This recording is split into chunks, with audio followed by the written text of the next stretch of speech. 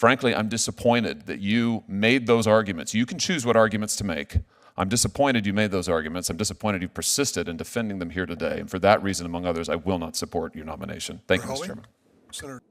Thank you, Mr. Chairman. Congratulations to all of the nominees. Judge Ali Khan, I think the last time you and I visited, it was before the Homeland Security Committee.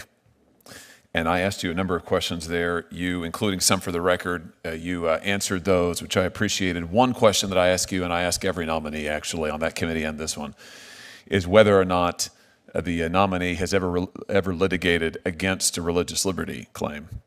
Usually the answer to that's no. In your case, you answered yes, and you listed 1, 2, 3, 4, 5 different cases over a period of years actually in which you have litigated against individuals or churches' religious liberty claims. So let's just talk about a few of those if we could. Let's start with some of your work during COVID.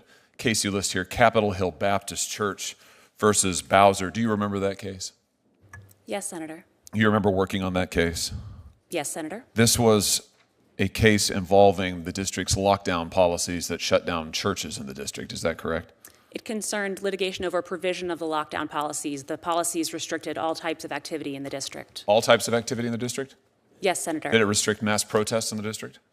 Well, it restricted activities that one normally expected, including work, going to stores. It also did include these provisions that were challenged concerning churches. So it exempted unusual or unlikely activities that's in the statute, that's in the ordinance? When the mayor was enacting these orders at the outset of the pandemic, I think she was trying to be as comprehensive as she could, and the order did restrict a number of daily activities of district residents. But it exempted mass protests? I don't believe it said anything one way or another. Can you point me to the text where it exempted mass protests?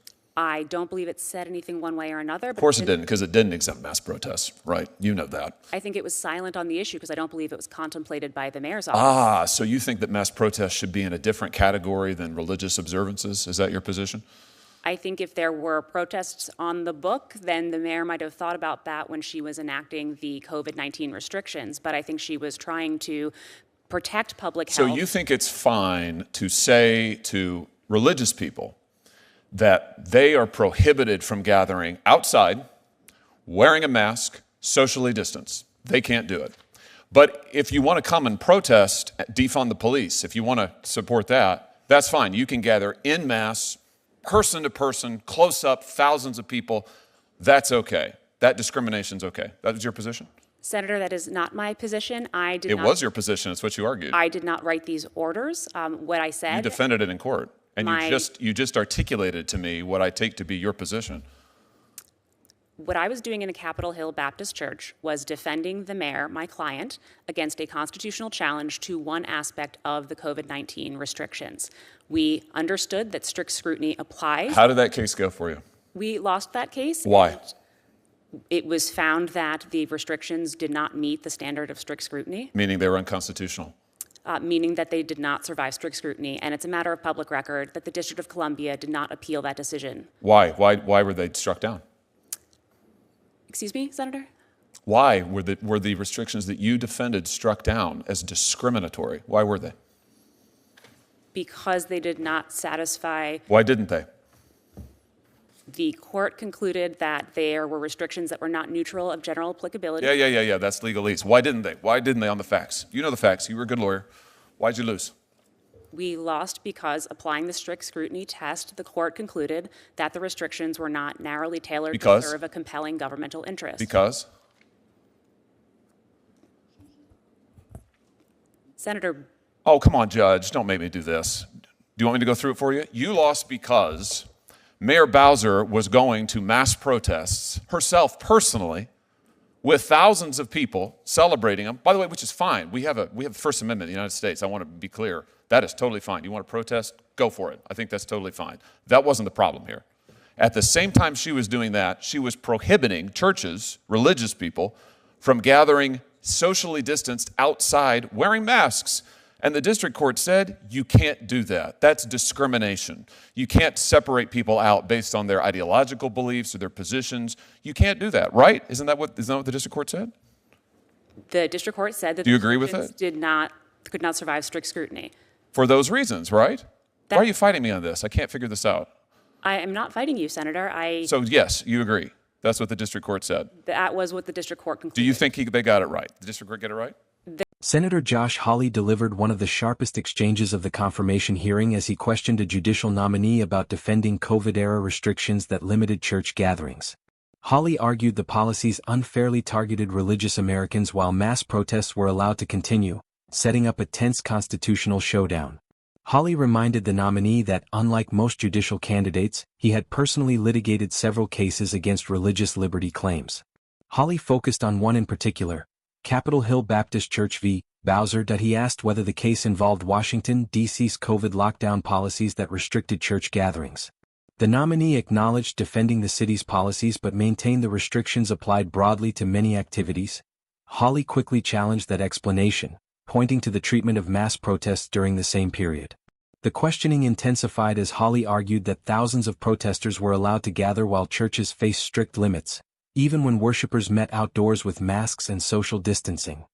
The nominee insisted he was simply representing his client, the District of Columbia, and not expressing his own personal views.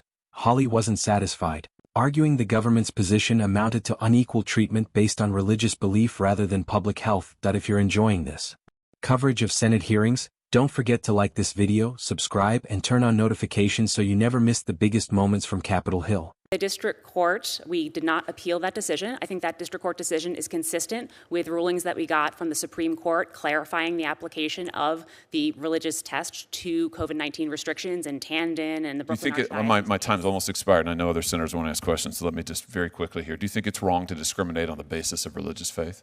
Absolutely, Senator. Why did you argue that religious services, religious people pose a greater risk of infection than people gathered to argue for defunding the police? I was representing my client. The mayor and consulting epidemiologists had issued orders that she thought were going to protect public health. It was my role to defend those as a Why did you make that argument? This seems like a strange argument to me, that religious people are somehow, more infectious than folks who have other ideological positions? I don't get it. My understanding was the nature of singing and other things epidemiologists thought could transmit COVID at a higher rate. You didn't put any scientific evidence in the record for it?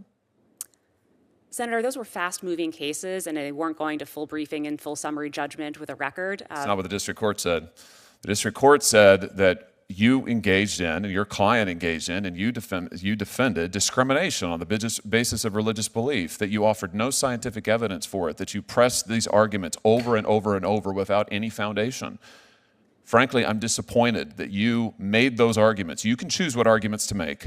I'm disappointed you made those arguments. I'm disappointed you persisted in defending them here today. And for that reason, among others, I will not support your nomination. Thank you, Mr. Chairman. Senator Tillis. Hawley then pointed out that the district ultimately lost the case because the court found the restrictions unconstitutional under the strict scrutiny standard. As the nominee explained the legal reasoning, Hawley interrupted, saying the real issue was simple. City leaders participated in large public protests while churches remained heavily restricted. The exchange reached its most dramatic moment when Hawley asked, "Why are you fighting me on this?"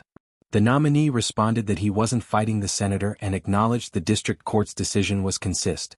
Hawley closed by saying he was disappointed the nominee defended those legal arguments both in court and during the hearing. Citing those concerns, he announced he would oppose the nomination. The exchange highlighted the continuing debate over religious liberty, constitutional rights, and the government's pandemic response, issues that remain politically and legally significant years later.